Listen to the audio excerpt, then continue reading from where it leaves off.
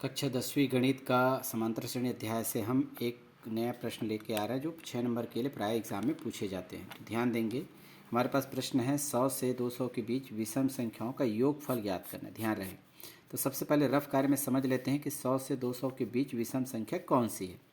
100 से 200 तक के लिए हम एक गिनती लिख लिए हैं, 100 है ना, 100, 101, 102, 103, 104, 5, 6, 7, 8, 9 है ना, आगे बढ़ते जाएगा और लास्ट तरफ का अंक आएगा 195, 196, 197, 198, 199 और 200। इन्हीं के बीच में आपको क्या देखना है, विषम संख्या देखना है। तो विषम संख्या देखेंगे तो 100 तो सम संख्या है, यानी ये नहीं होगा।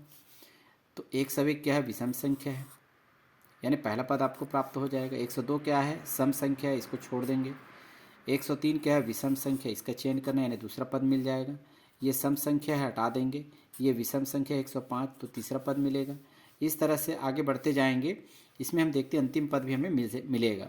तो इसमें हम देखेंगे कहाँ पर विषम संख्या प्राप्त होगा। 195 भी विषम है, 197 भी विषम है और 199 भी विषम है। और क्योंकि 200 क्या है, सम है, तो हमें लास्ट अंक कौन सा मिलेगा, 199। तो ध्यान रखेंगे 101, 103, 105 इस तरह से क्रम में, या 107, 109 ये क्या है, विषम संख्या है, और लास्ट में मिलेगा 199। तो चलिए हम आइए प्रश्न को लिखते हैं, इस तरह से समझने का प्रयास करते हैं।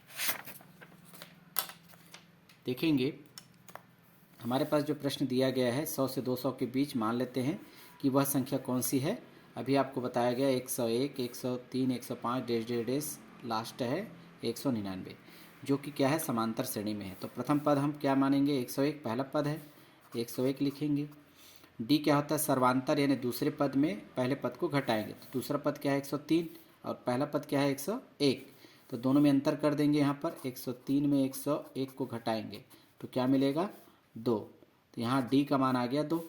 एल यानी लास्ट अंतिम पद कितना है, 199, 199। तो हमारे पास जब भी हमारे पास अंतिम पद रहता है तो उसके लिए हम पहले फार्मूला लगाते हैं, l is equal to a plus n minus one into d. इनमें 3 मान हमें ज्ञात है, ए का मान, डी का मान, एल का मान। ए है ना, ए एल और डी, तो किसका मान ज्ञात होगा, एन का मान। तो चलिए देखते हैं इसमें। तो एल का मान रखेंगे यहाँ पर है 199 यानी 199, और ए का मान है 101 प्लस एन का मान ज्ञात करना है, एन माइनस वन ही रहेगा, डी का मान है 2। आगे प्रोसेस करें, 101 का पक्षांतर इस तरफ कर दे बाएं तरफ, तो 199 ऋण 101 बराबर क्या बचेगा आपके पास, दाएं तरफ एन माइनस वन इंटू 2 बचेगा। दोनों का अंतर कर दें, 9 में 1 घटाएंगे 8 बचेगा, 9 में 0 घटाएंगे तो 9, और 1 में 1 घटाएंगे तो 0, यानी 98 बचेगा, बराबर 2 का गुना एन से करेंगे, है ना, 2n, 2 का गुना 1 से करेंगे तो -2। तो -2 का भी पक्षांतर बाएं तरफ कर दीजिए, तो 98 है, और ये आ जाएगा प्लस में 2 के रूप में। तो यहाँ पर बचेगा शेष 2n इक्वल, दोनों का योग करेंगे तो आएगा 100 यानी 100, और ये 2n। n का मान ज्ञात करने के लिए 2 का पक्षांतर करेंगे, तो यहाँ पर है ना 100/2, इस तरह से n बचेगा। इसको हम आसानी से काट सकते हैं, 2 एकम 2, 5 10, 2 शून्य 0, अर्थात n के बराबर क्या आ गया हमारे पास, 50। तो पदों की संख्या हमको मिल गई 50, लेकिन हमें पूछा क्या गया है, योगफल ज्ञात कीजिए। तो योगफल के लिए हमारे पास एक फार्मूला होता है। तो योगफल के लिए हमारे पास फार्मूला क्या है, SN बराबर, ध्यान देंगे जब अंतिम पद वाला लगाया गया तो उसके अनुसार से, है ना, योगफल के लिए 2 फार्मूला है, तो उसमें से इस तरह का फार्मूला उपयोग में लाया जाएगा, n/2 ब्रैकेट में a प्लस एल, जहाँ पर अंतिम पद हो, इस तरह के फार्मूला का यूज़ करेंगे आप। तो यहाँ पर आप देखेंगे S यानी, है ना, सम होता है, यानी कि पदों की संख्या, योगफल, ठीक है। तो S और n की जगह क्या है आपके पास, 50, तो 50 लिख दीजिएगा। n की जगह लिखेंगे 50/2, और a के स्थान पर पहला पद है 101 है, और प्लस n, l की जगह अंतिम पद है 199। इन दोनों का योग होना है, जोड़ेंगे इस तरह से S50 बराबर, इन दोनों को कैंसिल करेंगे तो 25 बार में कट जाएगा, है ना।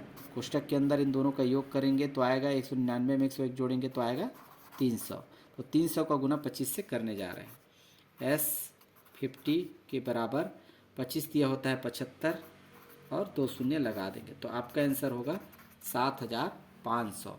तो हम बता सकते हैं कि 100 से 200 तक के बीच की विषम संख्याओं का योगफल कितना आता है, 7500।